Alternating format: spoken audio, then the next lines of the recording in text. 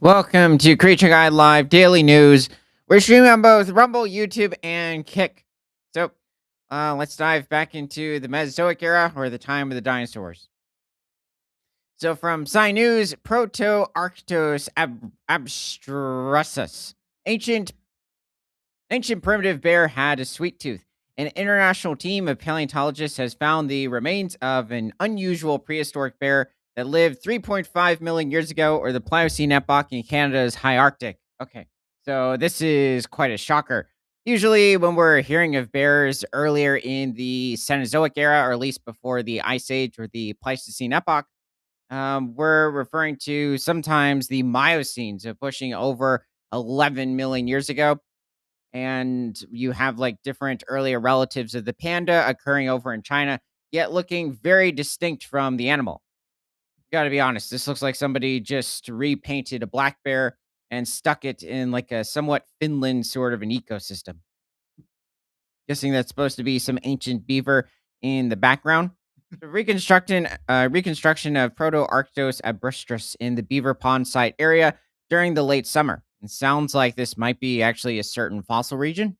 An extinct beaver, Dipoides, is shown carrying a tree branch in water. Plants include black crowberry and Petrum nigrum, with ripened berries along the path of the bear. Dwarf birch, Betula nana, and foreground sweet gale, or I'm reading about fruit. Let's keep going. Are different species of plants. So the high Arctic bear is a close relative of the ancestor of modern bears. It represents an Earth sign bear. All living bears plus their ancestors, except the giant panda species called Protoarctos abrustrusis. The animal was the size of an Asian black bear and slightly smaller than the American black bear. Asiatic black bears don't usually reach much more than 430 pounds, or pushing somewhere around 210 kilograms. And American black bears in the late fall, depending on the population, like over in Quebec, certain parts of Labrador, or even Minnesota, North Carolina, can reach over 800 pounds. It's rare, but it can happen. Or pushing about 380 kilograms. Usually, when they have access to different types of crops or a wide variety of different species of berries. There are certain black bear populations in the United States that do not become as large, especially over in Arizona, New Mexico, where food is much harder to come by. And in many cases, you can see them as quite scrawny or thin in a major part of the year before they start even putting on some weight. And they usually don't have access to fish in those regions either. So this is evidence of the most northerly record for primitive bears and provides an idea of what the ancestor of modern bears may have looked like, said team member Dr. Xiaoming Wang from the Natural History Museum of Los Angeles County. Are we getting a lot of wangs? Yes. It's annoying. Canada's high Arctic. Yeah. Proto-Arctos abstrusus was previously known only from a tooth found in Idaho, but Dr. Wang and colleagues found the skull, jaws, teeth, and well, I guess it's good to hear that we also found the teeth with the jaw, considering we have found instances where the jaw does not have any teeth. So it's nice that they included this. Or there's a bunch of teeth and no jaw? Well, that too, and also where we might find part of the skull, but we don't find like the overall jaw with the teeth. So, yeah, and parts of the skeleton from two individuals. Wow, that is so specific.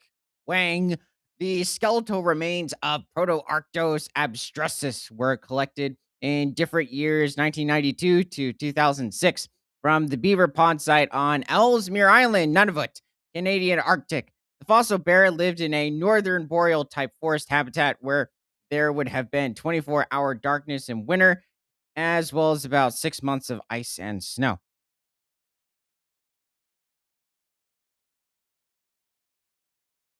Yeah, this is quite surprising considering this is the Pliocene, but this is for the Pleistocene epoch. Um, Maybe at this point the mammoth steppe was non-existent. So modern bears are wide-ranging, found from equatorial to polar regions. Their ancestors, mainly found in Eurasia, date to about 5 million years ago. So this is towards the beginning of the Pliocene epoch. I think originally for this specific species that they discovered, it's only about 3.5 million years old. The new fossil represents one of the early immigrations. People, stop using that word. That's only for annoying bipedal animals from Asia to North America, but it is probably not a direct ancestor to the modern American black bear. Further significance is that the teeth of both Proto-Arctos abstrusus individuals show signs of dental cavities. By the way, when I say bipedal animals, that can also be referring to different species of theropod dinosaurs. So, no, we love those creatures. Since I can be talking about over 300 different species when I say that. And that's also not including the over 10,000 species of birds today, not including also members of the Paravis lineage of theropod dinosaurs or the Coelurosaurs in general. They don't Um, immigrate? yeah, that also have migrated. So, of further significance is that the teeth of both Proto-Arctos abstrusus individuals show signs of dental cavities. Okay, finally, we're getting somewhere. Dental evidence from Proto-Arctos abstrusus appears to be from two individuals, including an apparent young adult. They both show dental caries, suggesting their diets included high amounts of fermentable carbohydrates early in their lives. Huh, well, I mean, I guess it's not too surprising, but it doesn't. I mean, it does seem to have a somewhat Asiatic black bear, North American black bear sort of feeding behavior, where for the most part, it's just feeding on different species of leaves, flowers, fruits, seeds. But in many cases, it would also be including insects into its diet. They will also feed on different types of fungi. Simple sugars such as glucose and fructose are readily metabolized by many bacteria found in the oral biofilm into various acids. These acids demineralize enamel and dentin and may lead to dental caries. This is the first and earliest documented occurrence of high calorie diets in basal bears. Huh. Likely related to fat storage in preparation for the harsh Arctic winters, Dr. Wang said.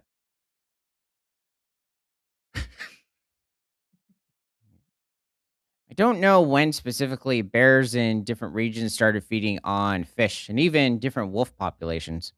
We know that modern bears consume sugary fruits in the fall to promote fat accumulation that allows for winter survival via hibernation.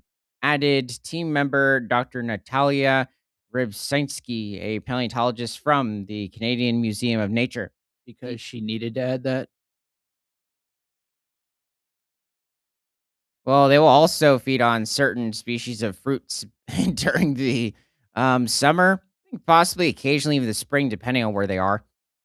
But it also can vary depending on the species of bear. Even pandas will sometimes occasionally go after fruit, but every single species of bear, even the polar bears, will at some point in the year feed on berries. The dental cavities in Proto-Arctos abstrusus suggest that consumption of sugar-rich foods like berries in preparation for winter hibernation developed early in the evolution of bears as a survival strategy. Oh, I guess that's good to confirm. Okay, let's head to the Mesozoic era this time. So I did not realize we were going to start back in the later Cenozoic era. So over, let's say, 62 million years after the dinosaurs had gone extinct. Okay, so from Sci News, paleontologists find fossil of smallest Spinosaurus. A tiny fossil of an early juvenile Spinosaurus has been discovered by a duo of Italian paleontologists. Okay, well, I wonder where this is occurring. Were they eating pizza during this? Yeah, probably not, considering they're probably going to easily dehydrate depending on where they are in the Sahara. So, yeah, definitely fish. So let's see, like Spinosaurus. So, also, I guess in respect or admiration of the giant carnivore. So, Spinosaurus, meaning spine lizard, was the longest and among the largest of all known predatory dinosaurs and possessed many adaptations for a semi aquatic lifestyle. Yeah, you have it where Spinosaurus itself could reach somewhere around 50 feet in length or pushing over 15 meters and probably weighed around 8.5 to 9 tons. So it was the largest. Spinosaurus aegypticus specifically was the largest species of theropod dinosaur to evolve over in northern Africa, it looks like. Africa as a whole. Actually, possibly even the within Europe and Asia, but we didn't have any Spinosaurus aegypticus specifically occurring over in those two other continents, and neither over in Antarctica, Australia, South America, or North America, just specifically Northern Africa. There were other Spinosaurs, however. So it lived in what is now North Africa during the Cretaceous period between 112 and 93.5 million years ago. Spinosaurus aegypticus doesn't seem to have occurred until, or at least evolved somewhere around 98 to 99 million years ago. 112 million years ago, even like 109 million years ago, you had Suchomimus over in northern Africa before um, Spinosaurus. So the new specimen, the 21 millimeter long pedal ungule phalanx, a phalanx supporting a claw of the foot, is from the smallest known individual of this giant sailback dinosaur. It was discovered in 1999 in the Kemkem beds of Tafilalt region, southeastern Morocco. Okay, let's bring up another species of dinosaur. I guess the Paralititan. So Paralititan.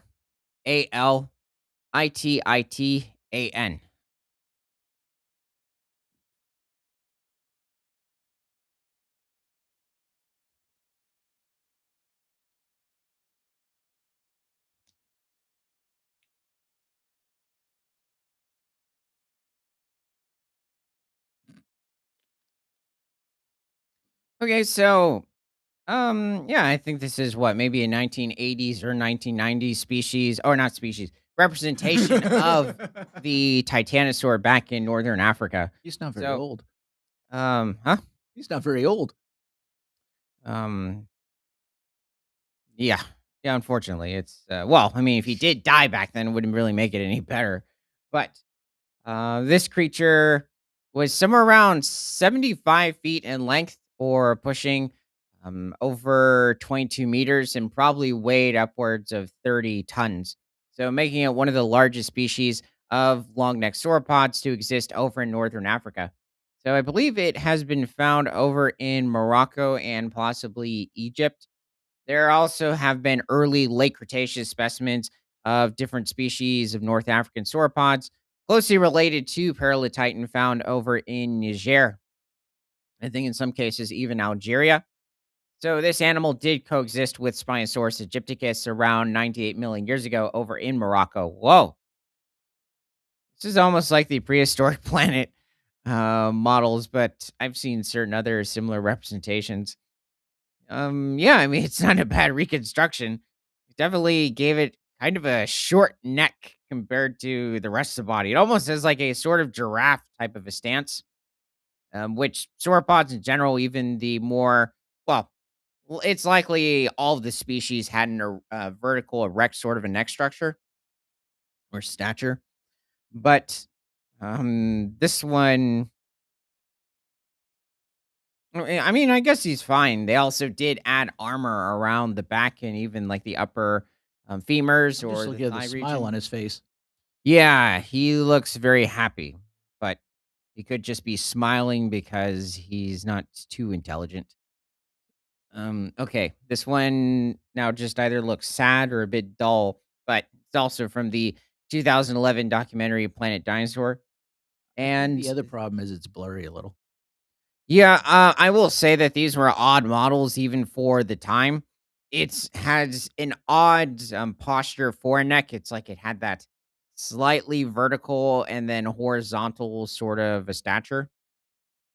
It should really be vertically towards the sky somewhat, maybe with a little bit of a like slight diagonal sort of a slant. Oh yeah, this animation. I don't know exactly how old it is. I think it came out like before 2013, but it is supposed to represent a paralotitan, and it also made out like I think Spinosaurus might have preyed on certain juveniles, which is certainly possible. I mean, despite Spinosaurus seeming to have mainly preyed on different species of fish, it's likely also going to hunt smaller ornithopods or iguanodontids in northern Africa, and even going after younger individuals of different species of sauropods and not just of Paralotitan, and also likely even going after different species of smaller crocodilomorphs at the time.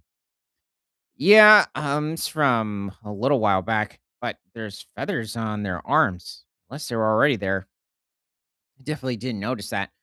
I think these are supposed to be, however, giganotosaurs and not carcharodontosaurs, and definitely aren't spinosaurs, carrying a young titanosaur. Could they, however, have Those been? carcharodontosaurs. Well, I'm trying to think of the difference.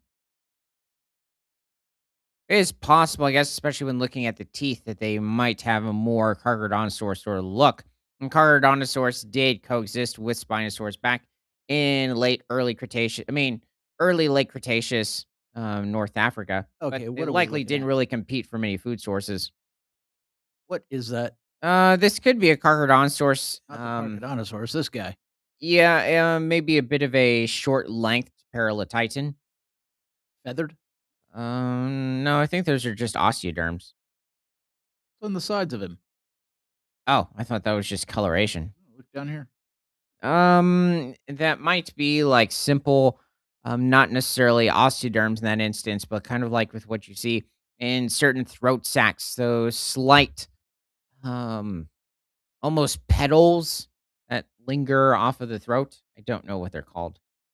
I guess from the back, it almost looks like a certain species of tyrannosaur, like maybe even Tarbosaurus, but I yeah, I think it's just a very bulky Carcharodontosaurus individual, which is very likely with different larger species of like members of Allosauridae or Carcharodontosaurs in general that they might have looked like this. But likely they're going to be hunting in a pack, even though we don't really have any evidence at the moment for Carcharodontosaurus, Giganotosaurus hunting in packs, and definitely either for Spinosaurus. So this specimen remained unnoticed until the recent discovery of a partial skeleton of Spinosaurus aegypticus that preserves an almost complete right foot with peculiar morphology in the phalanges, said Milan Natural History Museum paleontologist Simone Manganucco and Cristiano Dal Sasso. The striking similarities with the claw phalanges of the Spinosaurus foot allowed us to identify the tiny bone to a very small and young specimen of this dinosaur, the smallest individual reported up to today. While Spinosaurus juveniles are nearly unheard of. You do have it with different species of tyrannosaurs, different species of allosaurs where they have been discovered, but the Spinosaurs themselves, this is nearly unheard of, especially with Spinosaurus aegypticus. Wait, This again, how many Spinosauruses are there? there's around 15 different species of Spinosaur that have been discovered. So this small specimen retains the same locomotor adaptations as the large version, such as traversing soft substrates or paddling during the entire lifespan. Sounds like a dog. Yeah, it's a huge debate as to whether or not this animal might have been able to swim in some instances, well, like a crocodilomorph. Every single species of dinosaur seems to have had the ability to have a basic form of swimming. How do giant sauropods swim? Wow, is that the toe difference? That's not a juvenile. That's like a hatchling, if that. But I still think it would be a fraction. It's a fraction of the toe size. So paleontologists, yes, Simone Manganucco and Cristiano Del Sasso. So yeah, it's comparing same bone of a subadult Spinosaurus and a baby Spinosaurus now. Yeah, it's definitely very possible. This find indicates that in Spinosaurus, the foot of early juveniles had the same locomotor adaptations observed in large individuals that were probably achieved early in ontogeny and retained for the entire lifespan. Besides the rarity of the fossils belonging to juvenile theropod dinosaurs and the rarity of Spinosaurus bones, This finding is even more remarkable if we consider the dramatic size attained by some large specimens of Spinosaurus. Assuming the juveniles looked like smaller versions of the adults, the 21 millimeter long claw phalanx from this small specimen would pertain to an early juvenile individual of 1.78 meters long or pushing, guessing somewhere around maybe like 5.9 feet. Only just a little bit longer than the estimated length of the sole head of the largest adult Spinosaurus known to date. Yeah, it looks like Spinosaurus could have a skull length of about 6 feet. They're pushing around um, maybe 1.8 meters. Well, this was definitely astounding to see. I was hoping for much more of like the skeleton of the juvenile, and unfortunately, we just found a bit of the toe. But that happens with the wide variety of different species of dinosaurs and referring to their juveniles, especially certain theropod lineages. I guess it's still miraculous we found the toe. Okay, well, let's head forward in time to the Cenozoic era. So, from SmithsonianMag.com, for the first time in 3,000 years, Tasmanian devils return to mainland Australia. So, the marsupial carnivores will roam the outback once again. He looks quite proud. Yeah, they've been having a huge issue with certain cancer that has been occurring or easily like physically transmissible over in the island of Tasmania. But this was a few years back, like what, 2020, when supposedly this occurred? Actually, I had not heard of this. So, Tasmanian devils are back in mainland Australia for the first time in 3,000 years. A reintroduction project recently released 11 devils at a 1,000-acre wildlife sanctuary in Barrington Tops National Park and about 130 miles north of Sydney, reports Lisa Cox for The Guardian. In March, the Rewilding Project released 15 devils in what they termed a soft launch, reports Jason Beidel for National Geographic. The recent release brings the group of pioneering marsupial carnivores to 26 individuals in total. Hmm. So, Tasmanian devils are the largest marsupial carnivore left on Earth, but they're still no larger than a small dog.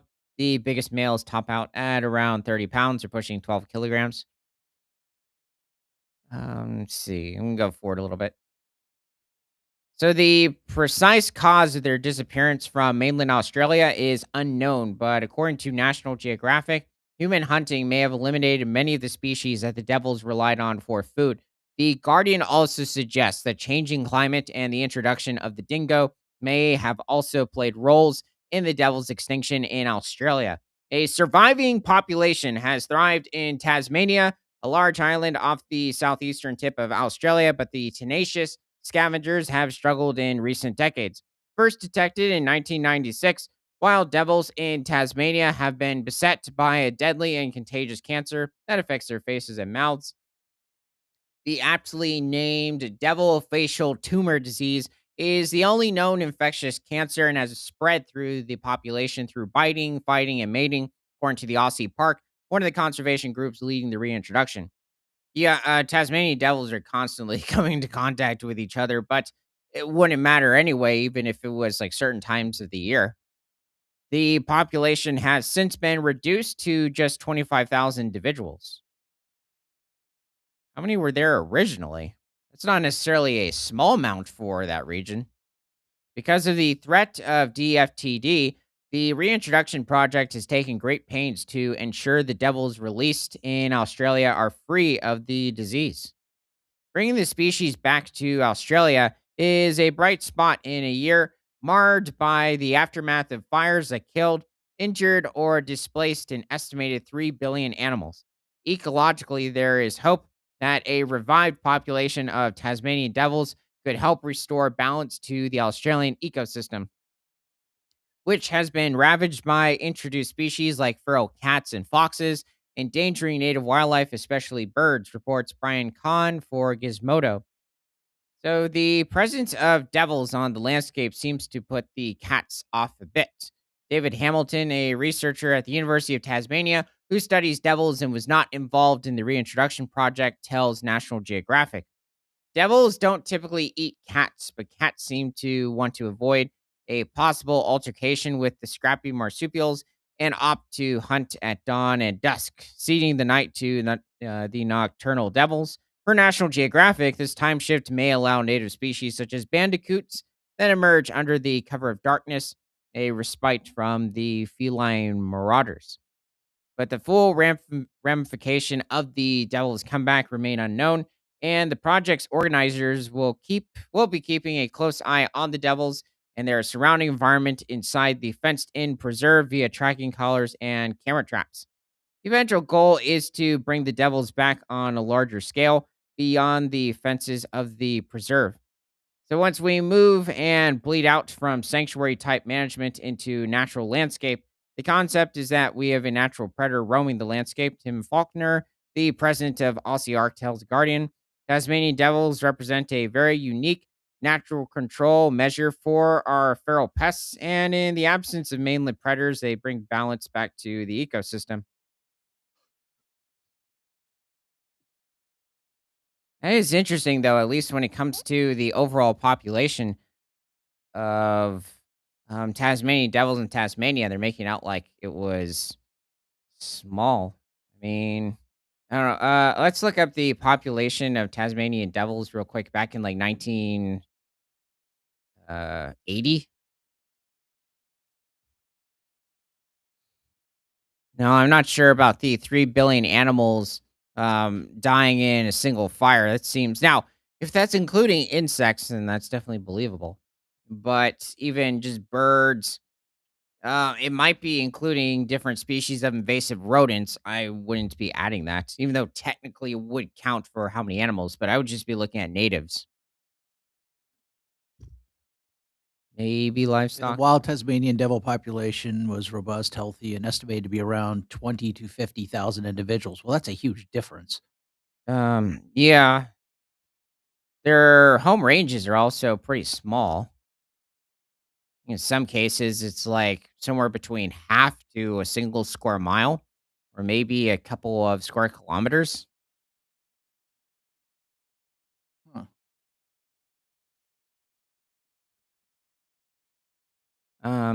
Yeah, I don't know exactly where specifically this is occurring with the sanctuary and where they're sending the Tasmanian devils. Um, but hopefully, because I might have seen a video of this way back. Um, I swear there were still certain individuals that might have had certain physical issues, but I could have been thinking of, or I might be thinking of simply other footage. Hmm. Now let's look up the bandicoot.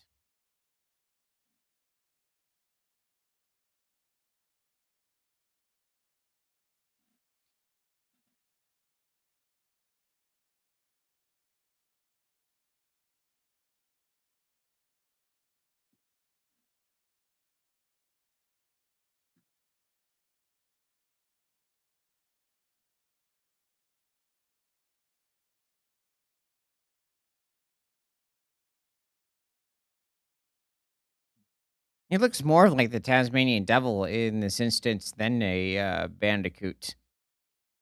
They're also pretty much only quadrupedal, so he's got issues. Yeah, here we go. So this is one of the long-eared species of marsupial that is a burrower and roams different parts of the Northern Territory, Western Queensland, Western New South Wales, and over, I believe, in I think even part of Western Australia. Wait, there's different bandicoots. Yeah, there are a wide variety of different species.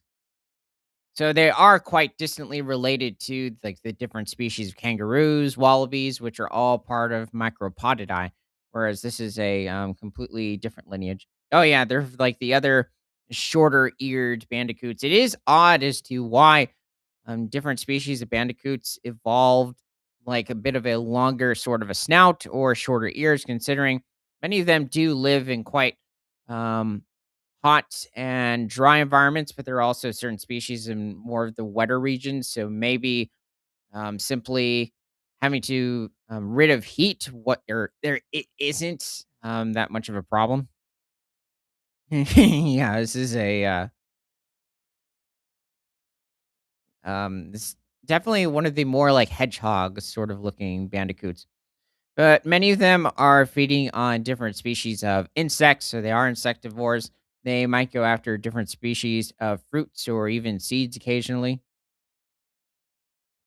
He's going after something. Yeah, this is like one of the more mid-ear length species. Many cases, like they're not weighing much more than maybe half a pound, or maybe pushing like 0.25 kilograms. They're pretty small. Oh my god, there's a lot of them.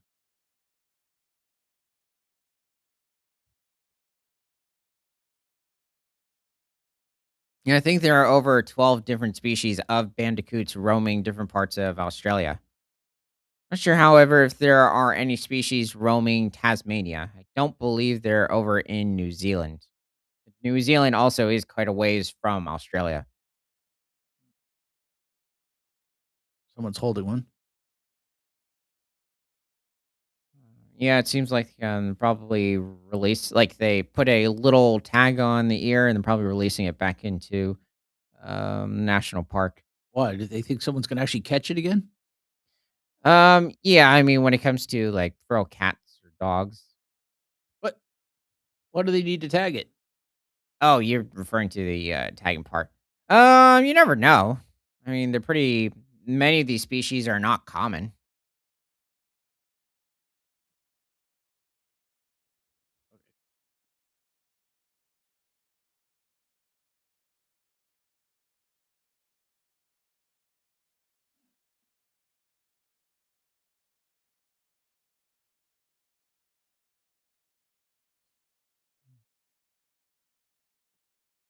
Okay, well, um, Is it my turn?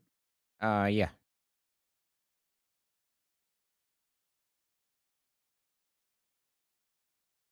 Okay, let's see what's going on here. So, from nicenews.com, after 40 years in the circus, Julie the elephant is enjoying life at new 1,000-acre sanctuary in Portugal.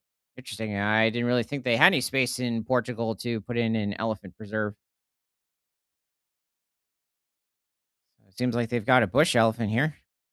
After 40 years performing, the last circus elephant in Portugal can now be found splashing in mud puddles, foraging for food, and otherwise enjoying life as the inaugural resident of the country's first dedicated elephant sanctuary. Julie, an African elephant, was captured as a calf in the wild in the late 1980s and brought to Portugal, where she began performing in the Victor Hugo Cardinale Circus. In 2018, the Portuguese government passed a law prohibiting the use of wild animals in circuses, legislation that went into effect in 2024. She was then officially retired from performing and left without a clear future. Yeah, it was kind of interesting. I think it was right around the late 2010s that all of a sudden, at least what I remember with the United States, I'm not sure if there are other countries, but yeah, there was a ban at least on circus elephants. I'm not sure about other species. I think maybe tigers were still allowed to be um, used in the circus, but they're also allowed to be stuck in a cage not much longer than their own body length in the state of Texas, which is yeah, pretty embarrassing. So she was then officially retired from performing and left without a clear future. Her last remaining companion, another of the circus elephants, had died the same year. As owner Victor Hugo Cardinale considered options for her, Pangea Elephant Sanctuary in Alentejo reached out to offer Julie a permanent home. So I'm guessing it's maybe like a 30 or 40-year-old elephant. Well, it's been there performing for 40 years, so Oh, okay. Um, yeah, I mean, they can reach 70 to 80 years of age. she looks old though. Yeah, probably not in good physical condition, or wasn't originally. Yeah, you can even see where they trimmed the tusks.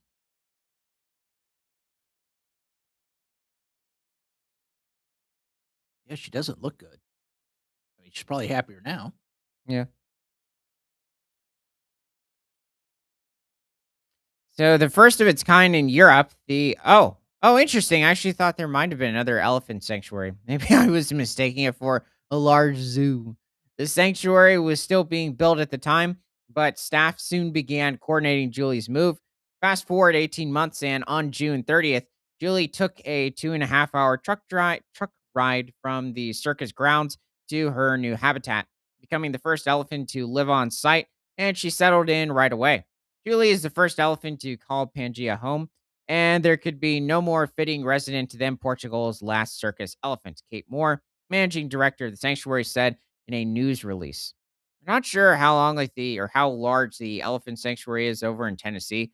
I think it's somewhere between 1 to 2,000 acres, or somewhere around 500 to 1,000 hectares.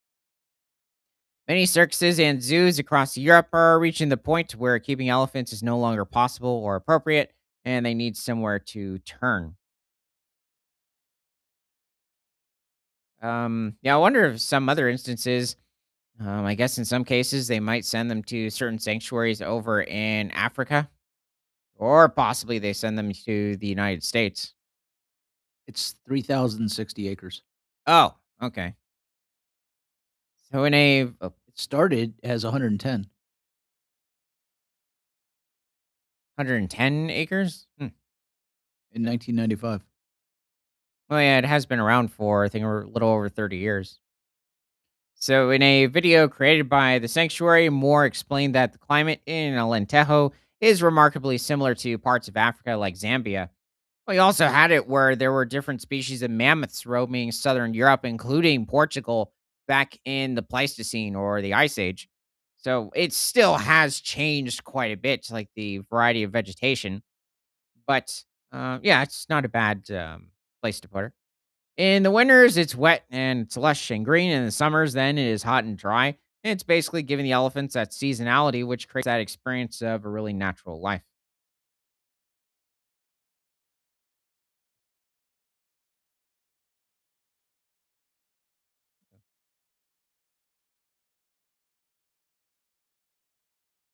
Does it show them? Okay.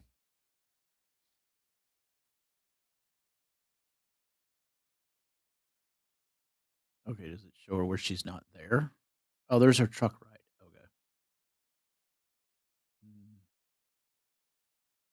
there's where they're moving her.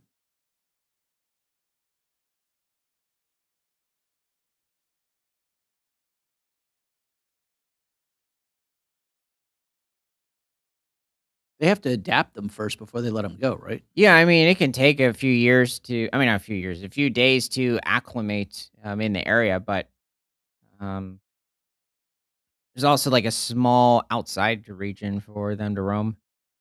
And this also occurs for different rescue centers regarding the type of animal. So it was probably a bit later. Yeah, she seems pretty relaxed. Well, she's not pinned in here. Yeah. It's kind of like what like the different straight tusked elephants such as Paleoxodon would probably be doing back in Pleistocene, southern Europe, or even different parts of Eurasia.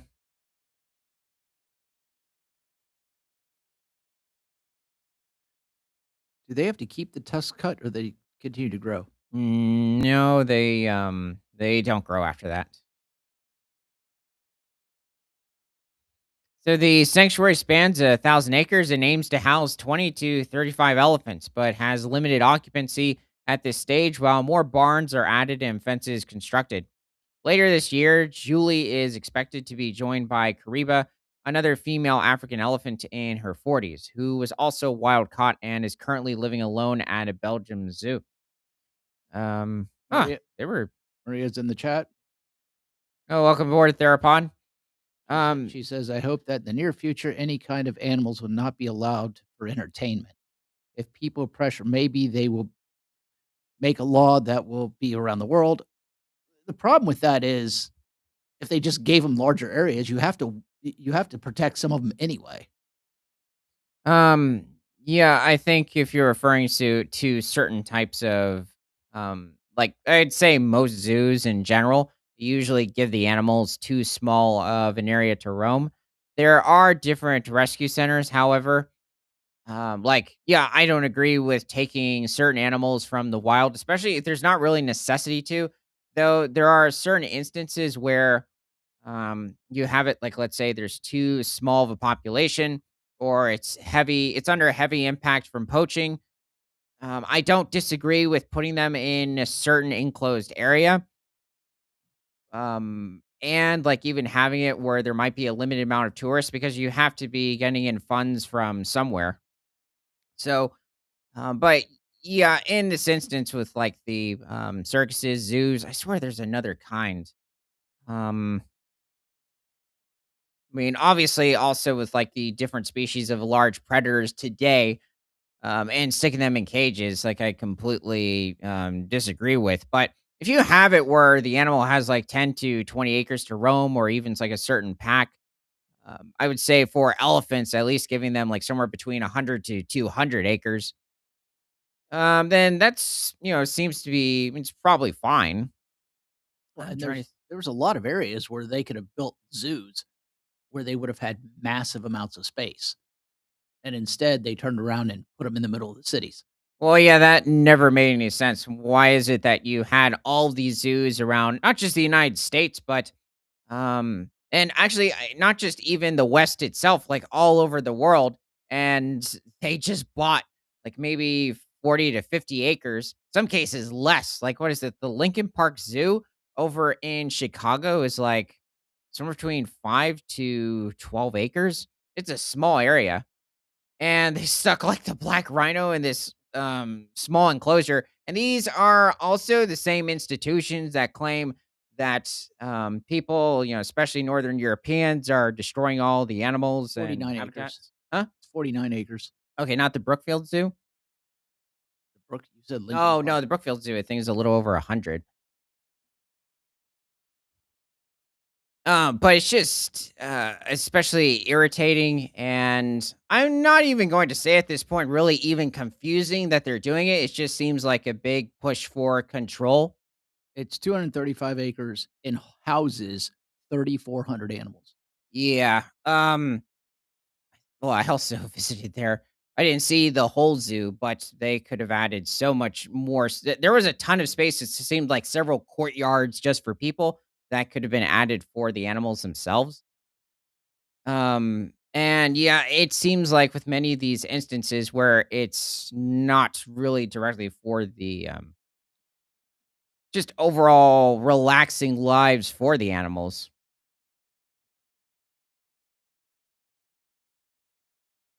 Trying to think of what else. I mean, when it comes to things like, however, safaris, because you could say that is somewhat a sort of form of entertainment, but also the overall survival of those animals does rely on tourism, like to continue to be protected in those areas. Trying to think also, like specifically, like, I think you have it where certain areas were somewhat wars or they were war zones. And then after, I think probably a certain amount of funding by probably certain people that had already visited the region. And then later on, tourism like helped prevent any nutty situations from occurring in the area. I'm thinking of areas like of Angola, Botswana over in like Southern Africa, but, you could also have it occur in certain parts of Asia, like, especially thinking of, like, certain parts of India, um, Indonesia, but then it can be kind of challenging for, like, tourism to occur in certain areas if they keep attacking the people that bring in the money and also make it, much more appealing to even visit the place. So, I think I went a bit off, like, from, like, these types of rescue centers, but I'm just including the different national parks and game reserves too. Oh, you weren't wait, were you talking about the monkeys? What monkeys? Where people go visit the monkeys and the monkeys go up and steal everything from people? No, no, I was thinking of like tiger reserves, elephant reserves Oh, over okay. in India, Thailand. The monkeys over in India are everywhere. Like there's even temples dedicated to them. I mean, I respect these animals, but there comes to a point where it's immoral what they're doing. I mean, they're literally now. I guess you could say, nice about them is that if they take one of your belongings, and then you have to have something immediately to trade back for it. Like, okay, do you have a supply of protein bars with you? Okay, here's like your phone or Give me a whatever. cookie. Usually, well, if it knows you have several cookies, it's like, no, no, no, I want all of them.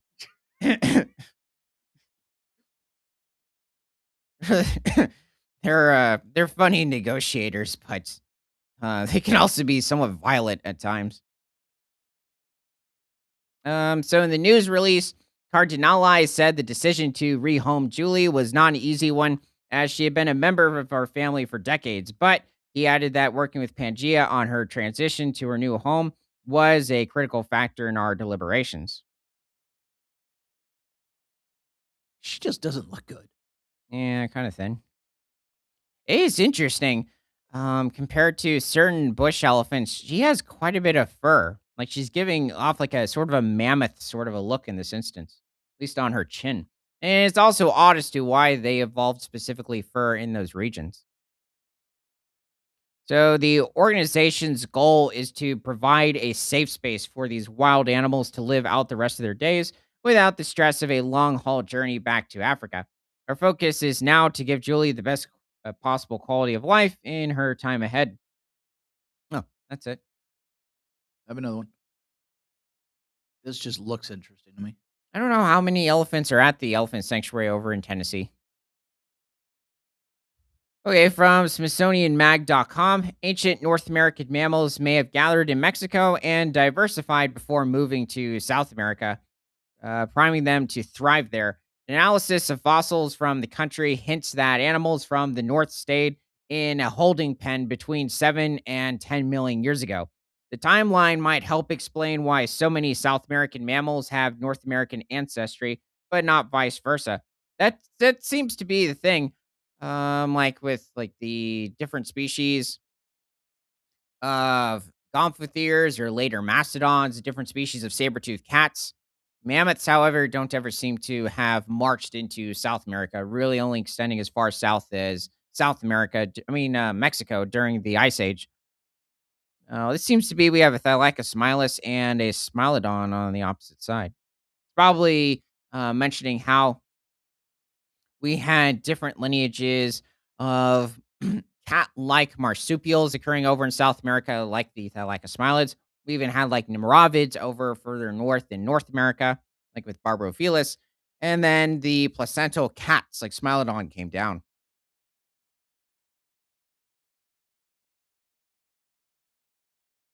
So today, South or North and South America are connected by a narrow strip of land called the Isthmus of Panama, but that wasn't always the case. For 60 million years, the two continents were separated by water.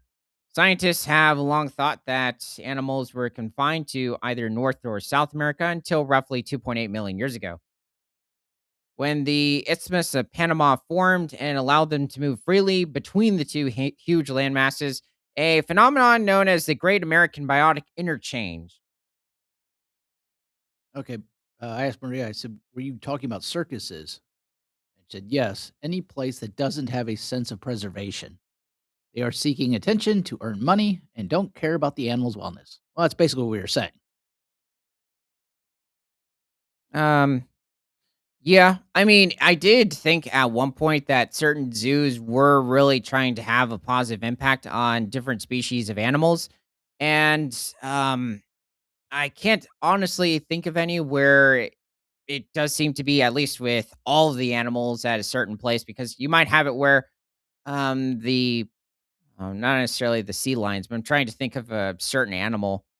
I think there's certain species like zebras that make it out like they can pretty much have like a sort of dull, sort of like obviously plentiful grass in their region or specific habitat, but they just don't need a lot of enrichment, unlike different species like giraffes, elephants, even certain species of antelope. But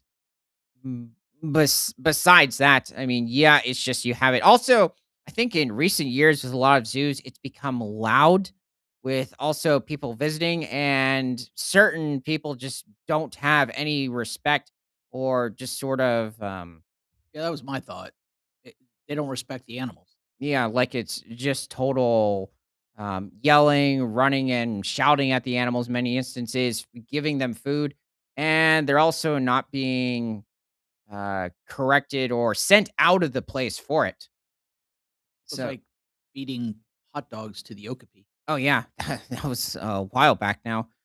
Yeah, there was an incident with the Houston Zoo where apparently certain visitors were feeding hot dogs to the okapi.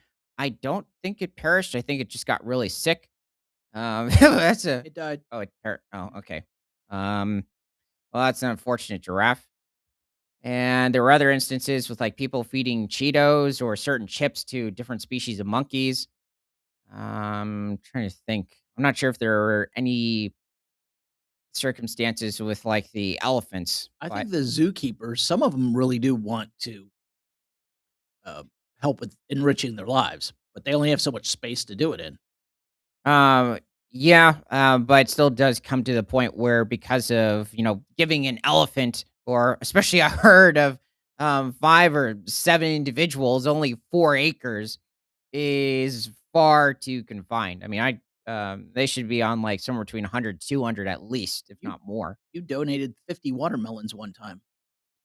Yeah.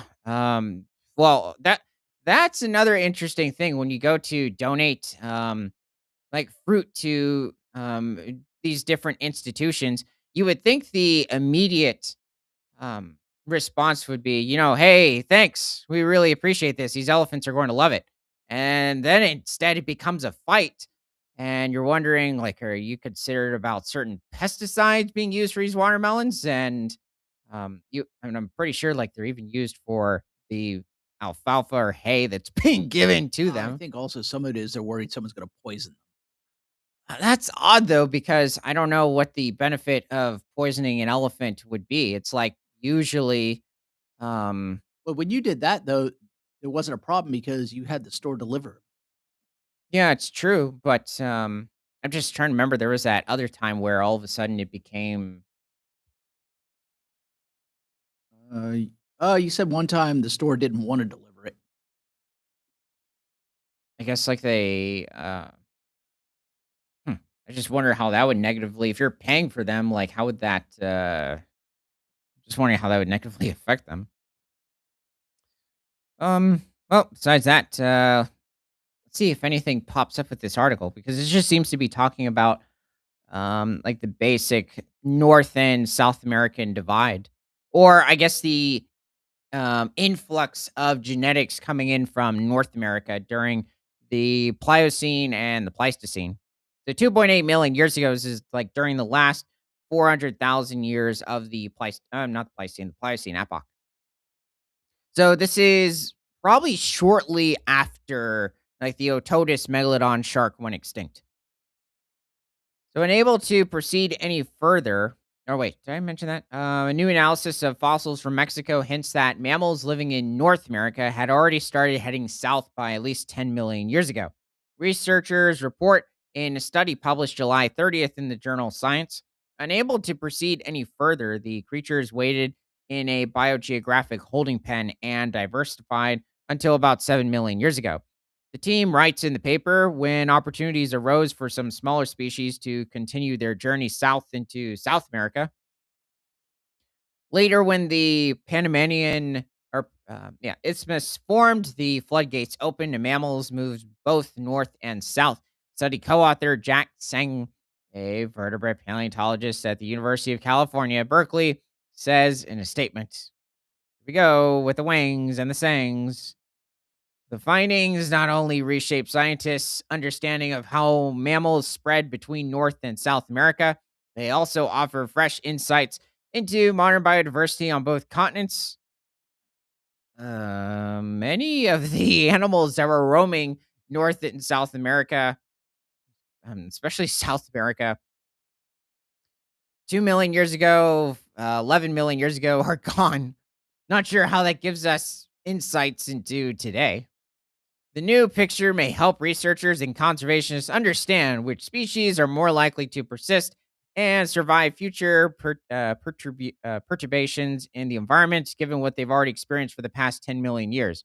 Yeah, I bet the South American mastodons and Colombian mammoths, saber-tooths are like, yeah, you're helping a lot. They're dead. Historically, the mammal fossil record from Mexico has been limited, but in recent years, the researchers behind the new study and their colleagues have been building a more comprehensive database. Now they nearly doubled the number of known mammal fossils found in the country, which span from 12 million years ago to the present day. Unless it's referring to certain fossil tapirs or jaguars, which were around during the Ice Age. Well, But what countries are tapirs in? well, not including like the Asian tapir over in Asia, or technically Malayan tapir, which is really only found in Malaysia, Indonesia. You can find them over in at least South American tapir, Brazil, Uruguay. Not really in Argentina or Chile, possibly Paraguay. I believe French Guinea, New Guinea, and Venezuela, Colombia, and possibly over into Panama. So they're not as far down as Brazil. No, they're over in Brazil. Did I not say Brazil? Oh, maybe you did. I missed Yeah, they're all over Brazil. Not really to the extent of capybara, but close. it. And then you had the larger capybara species back in the earlier Pleistocene and Pliocene epochs as well, which were well over 400 to 500 pounds. They're pushing over 200 kilograms. I wonder if they were still like pets. Yeah, somewhat. I mean, avoid the incisors, and yeah, I think they would make kind of boring pets to an extent because they'll just sit there and not really do anything or enjoy like they enjoy their hot water baths over in certain parts of Japan. Like there's like a park or two over in Japan where like during the winter you can visit this certain park and there are literally capybaras in these warm spring like tubs. And yes, they have a large outside area. At least I think they do. When the team took a closer look at this new fossil library, they noticed that many of the mammal fossils from Mexico, including some as far back as 10 million years ago, were very similar to those found farther north in North America. Analysis of these fossils helped build the new intercontinental mammal movement timeline.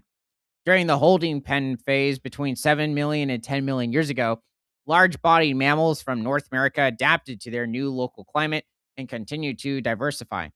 Starting around 7 million years ago, some species of smaller North American mammals, such as rodents or relatives of raccoons, relatives of ursids. Or it says tapir is in the north of Brazil. Um, yeah, well, it might also be referring to a specific subspecies, but um, you can find them also towards like the western area as well. But I wonder if that's what specifically you're referring to. I think she's saying she doesn't live around any. Yeah, I do. Well, I mean, they do inhabit like the different prairie or grassland ecosystems as well as like different forested regions in the country. But yeah, I don't think you come into contact with any near any like coastal regions for the most part, at least if it's majorly urban. Are they freshwater? Yes. Um, also, they're very tolerant of the um I guess, quite, in quote, naturally infested waters of like the Amazon. So, let's see. So, intermittently made their way to South America, though scientists don't know exactly how they got there.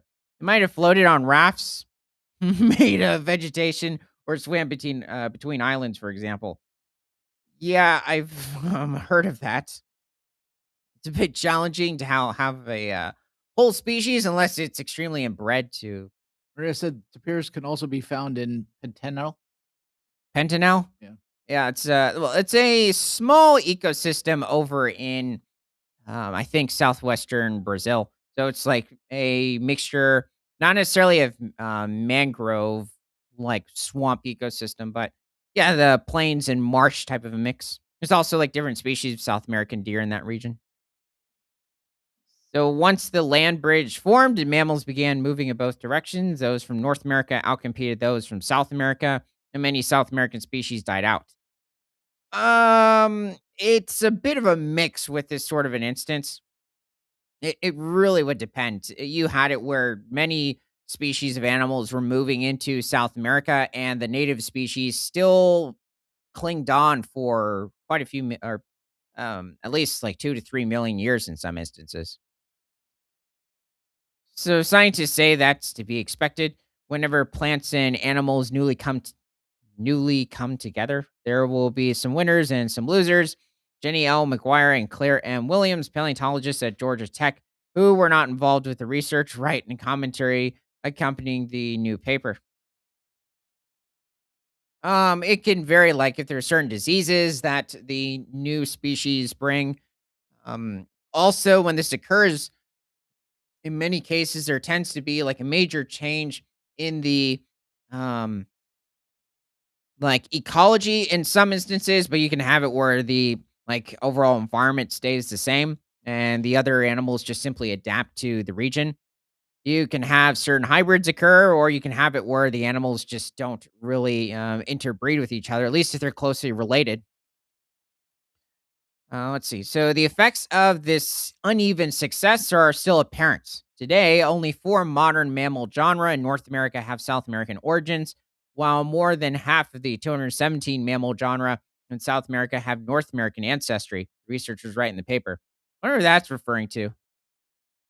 That's quite a number. Also, difference. So, northern mammals weren't necessarily biologically superior to their southern counterparts. Alberto Boscani, a paleontologist at the University of Buenos Aires in Argentina, who's not involved with the study, tells Science News Bethany Brookshire. They may simply have acquired pre adaptations that became useful during a moment of profound tectonic change. I think in some instances, you might have had it where the animals from North America, but also it depend on the epoch, were more powerful, especially if you're like comparing the Thylaxomylus to Barbarophilis. Barbarophilis was much larger, even though it was not too distantly related. Who else? Though Smilodon populator was larger than Smilodon fatalis, but it's also a descendant. Maria said yes. Pentanel, how do you say that? Pentanel. Okay. Is in the center, but closer to the borders. Yeah. It's the left side of the coastal area. Wait, I think it's supposed to be area. Is east area. In the east, we have Men Menguazel. That's also a wet area. Menguazel. Is that like a protected region? Is that an animal? I don't No, I I don't think know what it's an that area. is. I think it's a place. Hold on.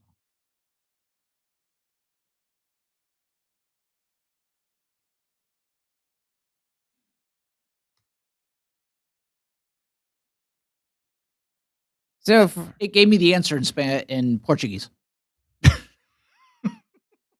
yeah, I think I might have had that occur with, um, Now it did something else. Oh, jeez. like, certain, national park or just protected area searches from, different countries. It's still giving it to me in Portuguese. What is going on? Oh, well, continue going on. So, for example, scientists think that during the holding pen phase, northern mammals competed with one another for limited resources, so only the fittest survived to make the move into South America. Another possible advantage: North America was dominated by placental mammals, which give birth to fully developed offspring that quickly become independent, whereas South America had more marsupials, which give birth to relatively underdeveloped young that continue growing in pouches. Oh, it's a type of ecosystem. Yeah, that's what it sounded like. Where specifically is it? You said like southeastern part of the country, or just east? She says it's like it sounds like the swamps in Florida. Yeah, but I was just wondering where specifically. Oh, hold on. And they would be very different It's in from the swamps east. in Florida. It's in the east. Oh, okay. Yeah, I guess I'm not too familiar with that region, but even like the most tropical region of Florida, which is the Florida Keys region, there might be like a certain ecosystem just outside of that area. but it's still vastly different from anything that you're going to see over in South America. It's even quite distinct from different Caribbean island ecosystems. It's also like its own distinct sort of subtropical, tropical ecosystem. Um, there are a wide variety of different types of tropical ecosystems. I think many just think of maybe certain Caribbean island sort of looks, or even the Amazon, or possibly like the Congo forest over in Africa. And actually, the Congo rainforest is quite limited. It's not as large as some might occasionally like, view it as like it's all of Central Africa. In reality, it's only a portion. You actually have quite a few more like drier sort of forests within surrounding the area. Okay, she said it is a coastal area. It's the East Coast close to the oceans. I'm kind of wondering if this is maybe an area where there recently, but I could be thinking of like El Salvador or maybe even Panama. There have been more like sightings of jaguars in certain regions, or maybe I'm thinking of a certain like sea turtle colony in the area that they just have um, consistent watch of, like, certain part of the year where they're coming in to lay their eggs. I would say, I mean, the holding pen phase, it's a bit of an odd way to put it, but, I'd say creatures like the Colombian mammoths, they made it to Mexico, but just didn't really see a need for, um, the ecosystems that were just beyond Mexico over in, like, Belize or different parts of, I think, Honduras or Guatemala. It just didn't suit their um, feeding behavior or even their migratory pattern. So they just stayed pretty much north of that region. Every time I try to pull it up, it goes back to Portuguese. Yeah, I think it's happened with me and other protected areas too. In certain just non Germanic languages or even English specifically. It's full of crabs. Uh, Oh, wait a second. Is this the area where like the all those red crabs exist? No, I don't know their name at the moment. I think they also make a bit of an annual migration too. and she said, and the trees that can you can see the roots, as they call it a nursery because usually some of the animals had babies there and also full of crabs. Okay, well, that's what I was well, I'm guessing that's where maybe all those red crabs are. I haven't checked on them in a while. I could also be thinking of certain butterflies too. And I mean it could be the monarch, but I need to check. So our findings suggest that as our fossil records improve, particularly related to finer resolution of the age relationships in their geographic locations, we are able to see nuances previously missed. Study co-author Xiaoming Wang, he's back, vertebrate paleontology curator at the oh, he's the curator at the Natural History Museum of Los Angeles County. Wow, so I guess it's not too surprising to see certain paleontological curator, not just covering. Oh, he was covering the bear, and now he's over. Just referring to like Pliocene, or I guess, yeah, I guess late Pliocene, North and South America. Okay, this, yeah, I mean it's his area of field. Okay,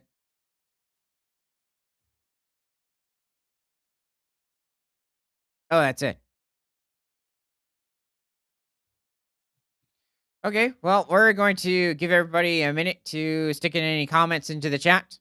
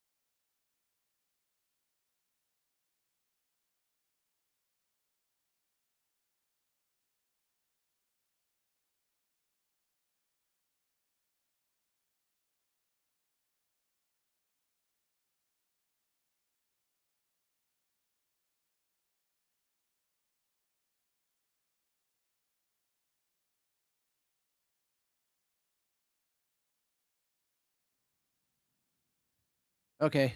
Maria said you call it mangrove. Yeah, I'm guessing it's those little crabs, like the specific species with a large, it's right, like white pincer sort of a hand. I'm very limited on the information for these specific species of crustaceans. So even when it comes to their feeding behavior, I believe what they're doing is they're going over to like the different areas of, like, the sand adjacent to the water and simply filtering any microorganisms in the wet sand, and they create all these little mud balls across the beach. Um, like, there's also a certain species over in Thailand that is consumed, like, it's another crab, by the crab-eating macaque monkeys that I believe even, use stones very much like chimpanzees or like bonobos over in Africa to crack open the crabs and even mussels and clams in some instances. So they're quite pis- not piscivores, but I guess carnivorous, but in their own seafood way. They're mollusk consumers, shellfish consumers. Yeah, I've never heard you use a term for that. There's probably a specific word. Wait, she said, Maria said, yes, full of nutrients. Yeah, they're probably getting like a lot of zinc, maybe phosphorus and magnesium from those shellfish. uh, Probably certain omega 3s. oh my God, I just saw that. They also eat birds. The macaques. That's not really surprising for any, well, most species of, truly omnivorous monkeys. There are certain species that really focus on eating, different species of vegetation. They might go after certain insects. Um, She said, I was very sad to see that on YouTube. I don't think she realizes how many animals actually eat other animals. well, especially going after birds. Most members of carnivora do occasionally feed on birds. Like, even if you're, looking at larger species of mammals, I'm pretty much polar bears will occasionally go after, like, different species of Arctic No, birds. that's not what I meant. I meant horses and camels and Oh, yeah, those instances. It is interesting considering they're not part of carnivora, but they're also very distantly related to these other groups.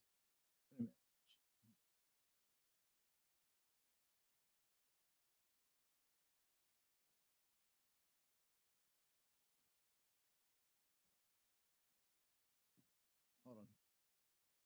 I just asked her something. It sounds like she's saying the crabs eat the birds. I'm not sure. I asked.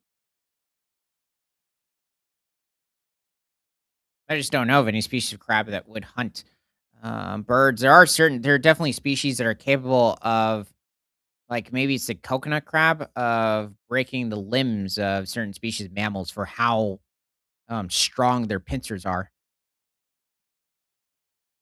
I think it's over in some part of, East Coastal Africa. Okay, Maria is multitasking. Just there's a video on YouTube of an animal that looks like a crab. The guy was explaining that they climb the trees and eat the birds. These crabs, you Is this the coconut? No. Okay, I'm not entirely sure what this oh, species she of. said these crabs you said that eat monkey. She got confused. Oh, You were talking about the monkeys eating the birds? yeah. Yeah, that okay, I definitely have to check up on the different species of crabs.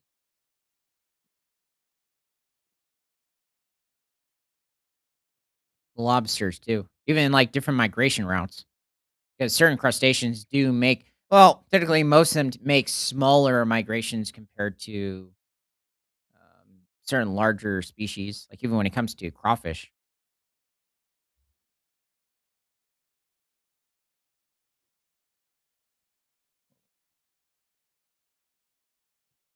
There. I see if that cleared it up. I'm sure there's a she's got a translation barrier, she said, when she's hearing certain things, especially when you speak fast. She's like, "Wait."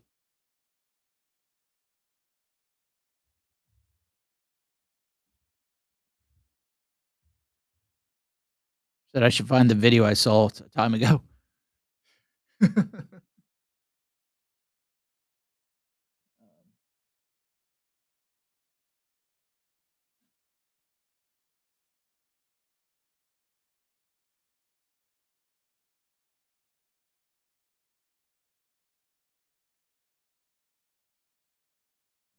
She said, "Give me a second and I'll find the video." Okay.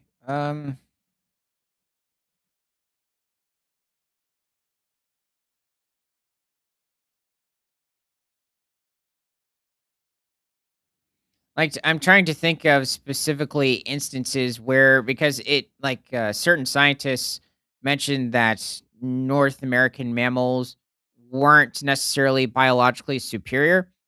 And if you go back to the Mesozoic era, especially like around 230 million years ago during the Triassic, and you have the mammals and the dinosaurs at that point, the dinosaurs were the biologically superior, like supreme animals at that point on land. And you had it where like the mammals were evolving at around the same time, but for some reason decide to stay quite small, like in some cases, not much larger than the palm of your hand. So, um, that is incorrect in certain instances. I am talking about a large group of animals, but that's pretty much the occurrence that we have during the whole Mesozoic era. And it's only until 66 million years ago where the mammals are slowly able to take over as like the top terrestrial animals at that point. So they had to wait over what 100 and like 65 million years for that to occur. Oh, she said it's on Living Zoo. It's called the video's called, where'd it go? Why All Roads Lead to the Crabs.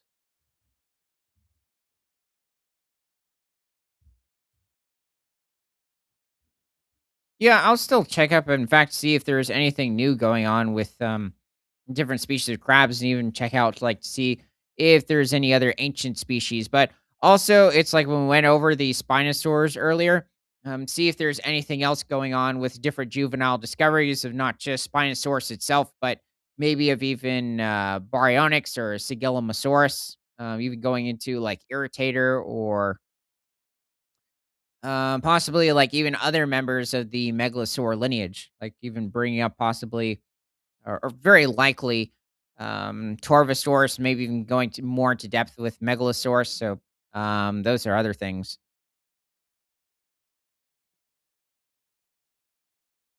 I'm trying to think of what else. Like you could even say during the Permian period that the proto mammals at that point were also like the superior terrestrial land animals. However, you did have certain species of powerful amphibians or temnospondyls at that point that could have hunted different species of large terrestrial proto mammals. Also, when it came to like even the flying animals during the Mesozoic, like the pterosaurs, in every aspect would have dominated the early birds. So yeah, there are certain instances where certain animals are just overall more powerful than certain other creatures. Like you could put the insects, despite them playing a vital role in ecosystems for over 330 million years, they're still kind of the lower end of the food chain in some instances. Okay. Um,